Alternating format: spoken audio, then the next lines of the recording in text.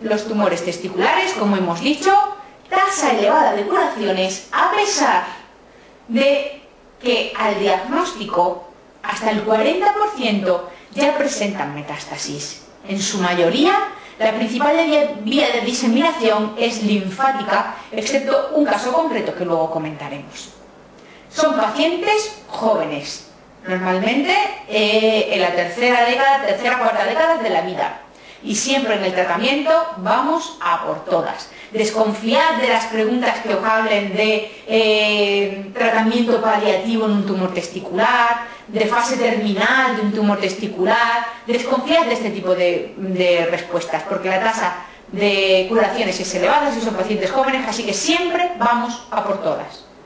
Siempre a por todas. Otra cosa muy importante son los factores de riesgo. Ese es un tema muy delicado porque hay muchas preguntas de MIR muy antiguas por ahí circulando en las que se han dado como válidas respuestas que hoy son intolerables. Las guías clínicas hoy son muy claras al respecto de los factores de riesgo de tumor testicular y se reducen a unos pocos simplemente. El primero, atrofia testicular.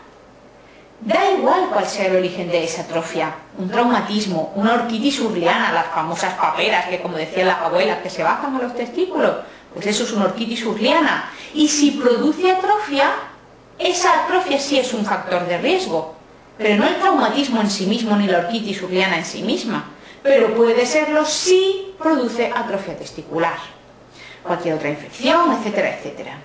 Segundo, exposición a estrógenos, ya sea intraútero, ya sea después, pero la exposición a estrógenos es un factor de riesgo de tener tumor testicular. Tercero, las disgenesias gonadales. Es importante como factor de riesgo testicular. La historia familiar en familiares de primer grado. Y, por último, el haber tenido un tumor testicular contralateral en el otro testículo. Ah, perdón, se me olvidaba la más importante, la criptorquidia, que además no solo al intestino descendido le afecta, sino también al contralateral. En cuanto a los tipos, los más importantes los resumimos en esta tabla que tenéis ahora mismo delante. Veis que en los niños el más frecuente es el del tumor del seno endodérmico o del saco vitelino. Recordad que es lo mismo y lo podéis encontrar indistintamente de las dos formas. Entre los 20 y los 30 años, el coliocarcinoma. Entre los 25 y los 35, el carcinoma embrionario y el teratocarcinoma. Entre 30 y 40 años, el seminoma, que además ya sabéis que es el más frecuente con diferencia. Y por último, destacar que en mayores de 50 años cualquier tumor testicular se trata de un linfoma hasta que no se demuestre lo contrario. La manifestación más frecuente, como veis en la imagen, es un aumento del tamaño testicular indoloro, una masa testicular indolora, aunque si bien es cierto que hasta un 10% puede manifestarse como un escroto agudo, y en ese caso habrá que hacer diagnóstico diferencial con entidades como la torsión testicular, la orquiepididimitis o incluso el varicocele en algunos casos, pero principalmente masa escrotal indolora. Algunos pueden tener efectos endocrinológicos. Recordad que, por ejemplo, el tumor de Leydig puede inducir una pubertad precoz. Y luego hay algunas peculiaridades según tipo. Por ejemplo, el coliocarcinoma metastatiza igualmente por vía hematógena que por vía linfática, en contra de todos los demás que, como hemos dicho, metastatizan mucho más por vía linfática preferentemente. Y fijaros, el seminoma, que es el más frecuente, además ya hemos hablado de él, es tan importante y tan frecuente que en general se dividen los tumores testiculares en dos grupos, seminoma y no seminoma. El seminoma, fijaros, en la propia palabra esconde una mini regla mnemotécnica, seminoma, marcadores negativos, no marca. Esto no es del todo cierto, nunca marca alfa-feto, pero sabéis que hasta un 10% puede marcar beta-HCG. Pero en general, como regla mnemotécnica, no está mal recordar que el seminoma no ma. Es de mejor pronóstico que el no seminoma y es sensible a quimio y radioterapia. En cambio, los no seminomatosos suelen tener los marcadores tumorales positivos, uno, otro o incluso los dos en el 60-65% de los casos, tienen en general peor pronóstico y son sensibles a quimioterapia, pero no son radiosensibles, no son sensibles a radioterapia. Cuidado, porque en ambos casos, tanto en seminoma como no seminoma, hoy la primera opción terapéutica, cuando es metastásico, es la quimioterapia, porque se ha demostrado en el seminoma que ya con los quimioterápicos actuales se obtienen idénticos resultados que la radioterapia, y en cambio tiene muchos menos efectos secundarios y por lo tanto se prefiere de primera opción, aunque la radioterapia, insisto, sigue siendo un tratamiento válido.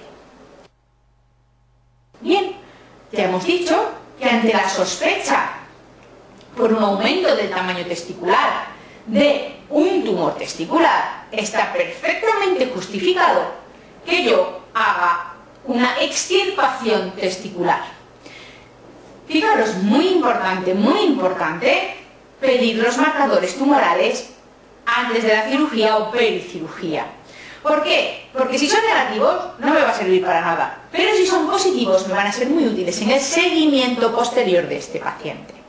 Además, puedo hacer una ecografía testicular para intentar confirmar mi diagnóstico, donde yo voy a ver, como veis en la imagen, mi tumor testicular como una masa intraparenquimatosa testicular.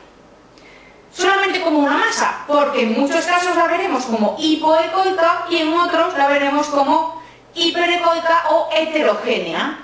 Por lo tanto, es una masa intratesticular que puede tener cualquier característica ecográfica, pero siempre intraparenquimatosa. Por último, debo añadir un estudio de extensión, porque ya hemos dicho que hasta el 40% ya son metastásicos al diagnóstico, y eso lo voy a hacer con un TAC tóraco-abdomino-pélvico. Y además, con toda esa sospecha, haré extirpación por orquiectomía radical u orquiectomía inguinal.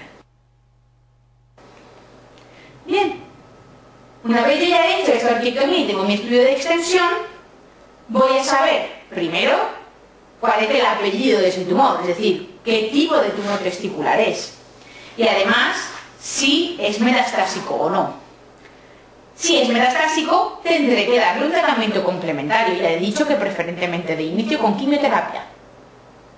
Después de esa quimioterapia, yo voy a reevaluar mis metástasis. Si han desaparecido del todo, pues haré seguimiento. Si no han desaparecido del todo, mi actitud dependerá de dos cosas. Principalmente del tipo de tumor y secundariamente del tamaño de las masas residuales que queden después de la quimioterapia. ¿Por qué del tipo de tumor? Porque si es un no seminoma, tenga el tamaño que tenga esa masa residual, yo voy a ir a por ella con cirugía. Lo más frecuente es que tenga que hacer una linfadenectomía retroperitoneal, porque ya hemos dicho que principalmente metastatizan vía linfática y principalmente el retroperitoneo. Pero puede que necesite hacer una lobectomía pulmonar o una resección hepática, etcétera, etcétera. Y yo, insisto, voy a seguir yendo a por todas. Bien, ¿qué pasa si mi anatomía primitiva, si mi tumor era un seminoma?